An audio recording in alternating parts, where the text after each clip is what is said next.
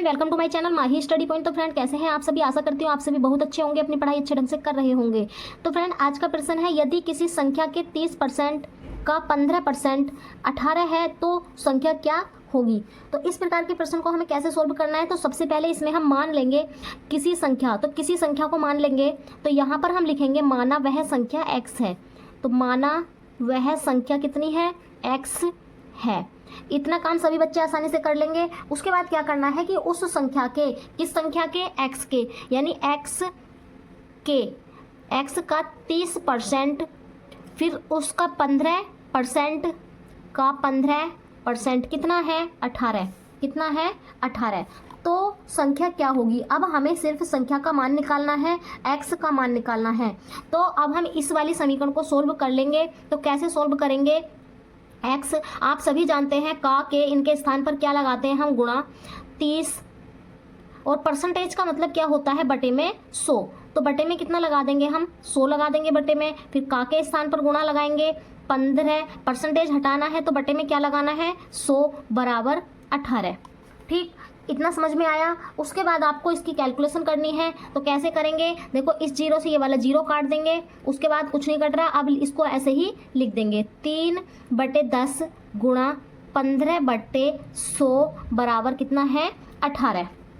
ठीक, अब क्या करना है आपको x का मान निकालना है। तो x को तो आप इधर ही रहने देंगे। उसके बाद जितनी भी संख्या बची है उनको इधर ले जाएंगे। तो 18 को तो ऐसे ही लिख देंगे। अब देखिए, यहाँ पर 3 किस में है? गुणा में। तो जो चीज़ इधर गुणा में होती है तो वो इधर किस में जाती है? भाग में। और जो इधर भाग में होगी, किस में होगी? इधर भाग में, तो वो किस में जाएगी? गुणा में। प्लस वाली माइनस में और माइनस वाली प्लस में। ठीक है, ये चीज़ आपको ध्यान रखनी है। तो यहाँ पर 3 गुणा में है तो ये किस में आ जाएगा? बटे में।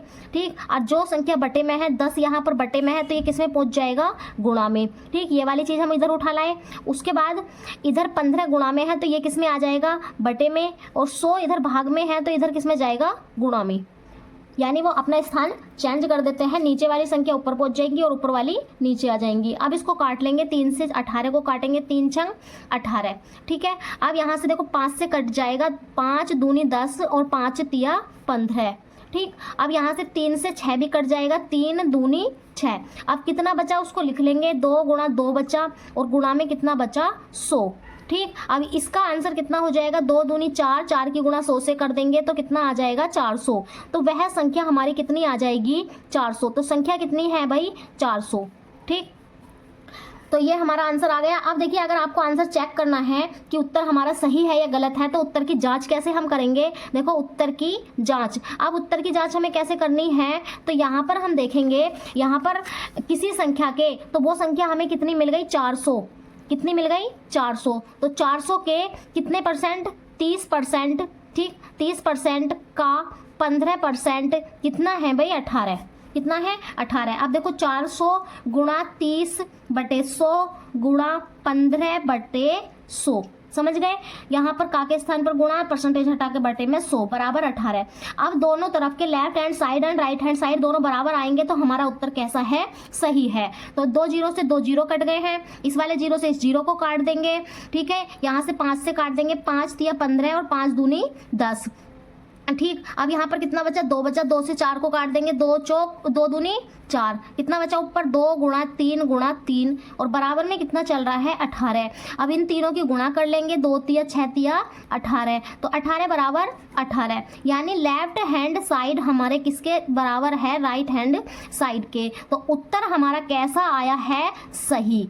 कैसा उत्तर आया है? सही। तो अब आप सीख गए होंगे उत्तर की जांच करना भी और संख्या निकालना भी। फिर से एक बार देख लेंगे। देखो, किसी संख्या के 30% यानी x का 30%, फिर उसका भी 15% कितना है आपका? 18। सिर्फ आपने अगर ये बना लिया तो आप इस प्रश्न को आसानी से हल कर लेंगे। आई होप आपको ये प्रश्न अब समझ में आ गया होगा। अगर आपको ये प्रश्न समझ में आया हो तो प्लीज़ एक लाइक जरूर करें। अगर आप चैनल पर नए हैं तो प्लीज़ फ्रेंड्स सब्सक्राइब जरूर कर लें।